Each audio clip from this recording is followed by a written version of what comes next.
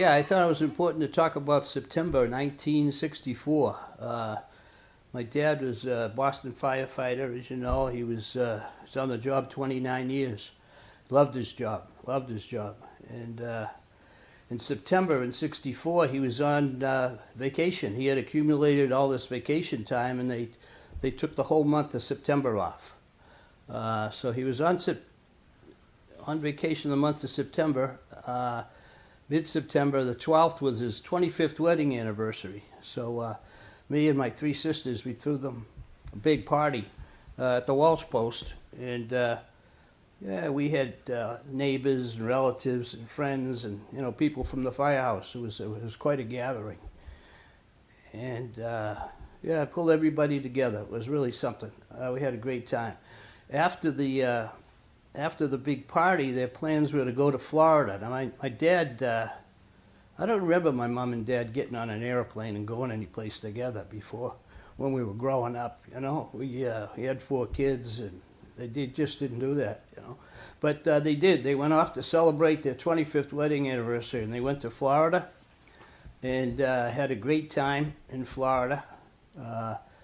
He spent a week there, and when they came back, he had a couple of days off, and it was time for him to go back to work. And he really looked forward to going back to work. As I was telling Mike, there was another lieutenant in the house that was working, and the way it worked, my dad was supposed to go back to work. His shift was Thursday night. He was going to go back to work on Thursday night. Friday and Saturday, or Saturday and Sunday, he wouldn't have had to go back to work till Monday morning the next time. He was just going to work one shift Thursday night. And Judge Haynes, I guess it was, had said to my dad, "Hey, I owe you a day. Why don't you let me work for you Thursday, and you don't have to go back till next Monday?" He said, No. He said, "No." He said, "I'm really looking forward to getting back to work." He'd been out of work a whole month now, And he loved those guys at that house. It was a busy house, and they were always joking and having a good time, but they worked hard. So he did. He went back to work that night, and the rest is history, I guess. Next thing I knew, I was a freshman in college at the time, and I saw him going up to work that night. 4 o'clock or 4:30, he was going out the door. He said goodbye. And then later that night, we had the chaplain and the fire chief banging on the door. It must have been 2 o'clock in the morning. And my mother, we had a beautiful house in Dorchester. She was on the second floor, and where her bedroom was situated, she could look out the window and see who was at the front door. So she heard someone banging at the door at this ungodly hour, and got up and looked out the window. And the first thing she saw was the chief's car parked out in front, and she knew something was wrong. So my mother went down, and she knew who the chief was at the time, and I can't recall his name, but she knew who the chief was at the time. He said, "Hey, Mary." And he brought the priest in, too. The fire department chaplain was with him. So they came in, and they sat down, and I guess they had a conversation. The next thing, my mother called up to my older sister, Joanne. She had a bedroom up on the 3rd floor, as did I. And she asked Joanne to come. Jeez, I still get emotional after all these years. But so she asked my sister Joanne to come down, and Joanne came down, found out what was going on, and then she came up and woke me up.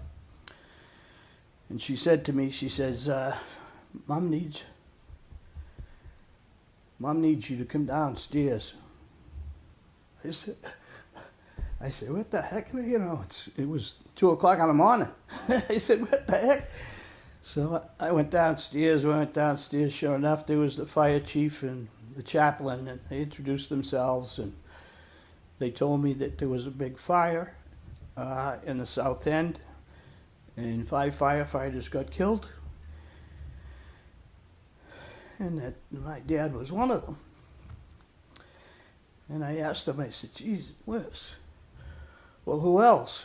And they said there was one other guy from Engine 24, Frankie Murphy. Now, Frankie Murphy was a great guy, single kid. he's probably early 40s at the time, but he used to send me all his old equipment. He used to send me his baseball glove and things like this. He was a graduate of Holy Cross, and he was a Marine, and he worked on my dad's shift all the time with him. They worked together. Well, Frankie got stuck in the same, when the wall came down, I guess it came down on him as well. And I guess there's a couple other, she told me there was a couple other guys in Engine 24 that it got hurt, and Frank and Ricky, the ladder came down and Frank got thrown through the window of the adjoining building. The ladder was against the wall, and I went down and visited the street. It was a very narrow street. You could just about get a car down this street. You couldn't park anything on this street. There was 2 curbings on either side. And the ladder, they had the ladder against the wall, but what happened was when the building collapsed, the wall fell outwards, and there was another building over here, and the wall fell outwards, and the bricks came down on top of the firefighters that were around the wall. The guy was at one of the top of the ladders, I guess, and Ricky, when he went down, it just so happened he fell right through the window of the adjoining building, and he survived, fortunately. Yeah, but yeah, that's what they did. They told us what was going on, and then we got my younger sister up, Betty. She was still home.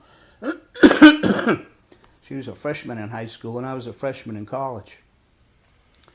We got my younger sister up, and we told her what was going on, and then it was getting to be about, it was time for 7 o'clock mass, you know. So my mother suggested that Betty and I go to church. Yeah, so I used to be an altar boy down at St. Mark's, so that's what we did. We got dressed and went to church.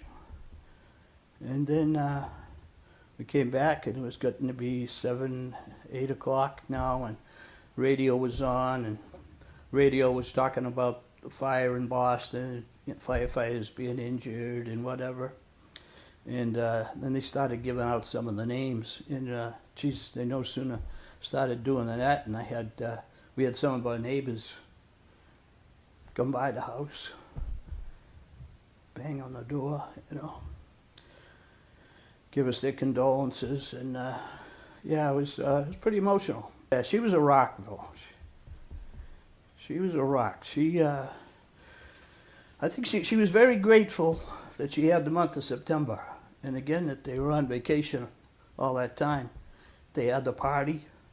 They went off to Florida, so she was very grateful for all of that.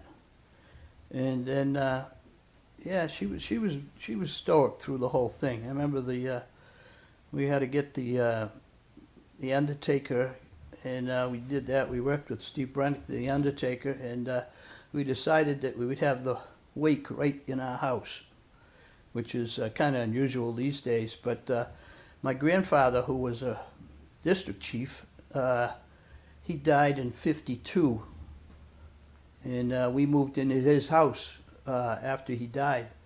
So 12 years later, now my dad dies. When my grandfather died, they had the wake at the house. So that my mother says, she said, we're going to bring John back home. We brought him back home, and we had the wake at the house. Yeah. We had people lined up the street around the corner. It was quite a tribute. I was thoroughly confused, really. I didn't know what I was supposed to do, you know. It was just at home at that point in time. There was my older sister Joanne, who was teaching over in South Boston. She just graduated from college herself, and then myself and my youngest sister and my mother. So I was thoroughly confused as to what I was supposed to do. I'm the man of the house now. What am I supposed to do? 18 years old. Am I supposed to go out and go to work, you know? I know I was going to college at the time. That was costing some people some money, you know? My dad and I had an agreement that I'd pay the first year, and he'd pay the next year. So he welched out on his deal, yeah. Did you ever think about becoming a fireman? I did. Yeah, I did. I thought about it long and hard. I took the tests. I really wanted to be a policeman, though, for whatever reason. Yeah, so I took the police test. Now, had I taken the fire test and passed everything, I would have went right to the top of the list. I knew that. once I turned 21. But again, I was 18, so I couldn't do anything at that point. But yeah, I thought about it, and I knew how much my dad loved the job, but it just never happened. I was going to college, and I was the first McCorkle in a long line of McCorkles to go to college. Yeah. Did you want to know the details of what happened in that building? Yeah, I did, not necessarily right away, but over the years, I became more and more aware, yeah, that there was some, I guess there was a couple of people living in this vacant building. It was a transient building, and they had a candle, is my understanding, and something happened with the candle that set the whole thing off, yeah. So I was aware of that. I wasn't aware that they actually brought these people to trial, and it sounds like they got off. I never got the names of the people, and they got off. But they shouldn't have been in the building to begin with, I guess, because it was vacant, and they were just homeless people living in the building. How did you feel about when you heard that? Well, I don't recall having a real. I didn't want to go out and hang these people. I knew, it was just a tragic story. Tragic story. Yeah. Did you worry about your dad during those years before the tragedy? To be honest with you, no. No, I didn't, because again, I knew how much he loved the job and how loyal everybody was, and how well everybody worked together, enjoyed being together. Wasn't like he had any sour apples in the crew. A bunch of those guys that worked for my dad, he even encouraged them to take the exam. The lieutenant's exam and the chief's exam. He had a couple of them rose through the ranks. Ed Kenny and Jimmy Freeman. Jimmy Freeman. Yeah, Jack White. They all became district chiefs. Now, I always question. My dad was 53 years old. He'd been on the department 29 years. I forget just how many years he was a lieutenant, but I always asked him about if he was going to take any more exams. He was very happy. He didn't want to take any more exams. Like I said, he loved where he was. He loved the people he worked with. He didn't want to. He wasn't aspiring. He was involved in the union though, so he spent a lot of spare time working with the union. What was your dynamic like with friends? I think they were very sympathetic. Yeah, they're very sympathetic, but friends were friends. They still stood by it. They were there for the wake and the funerals and things like that. But yeah, they were good people, good friends that I grew up with. Nobody went running for the hills. The city of Boston. That was a couple of years later. Afterwards, it was sort of a surprise to us. But anyways, they have that fish pier over at Castle Isle. It's just a beautiful site, beautiful little fish pier that they built. Looks out at Logan Airport, and you see the airplanes going in and going out. And they decided to dedicate that to him. And at the same time, they dedicated the hockey rink down the street to Frank Murphy, the other guy that got from Engine 24 that got killed in the fire. The funeral was quite a thing, something that I never saw before. All five firefighters, it just so happens they were all Catholic, Roman Catholics. So they scheduled the funeral at the cathedral in Boston. And Cardinal Cushing, at the time, he was the top dog. Yeah.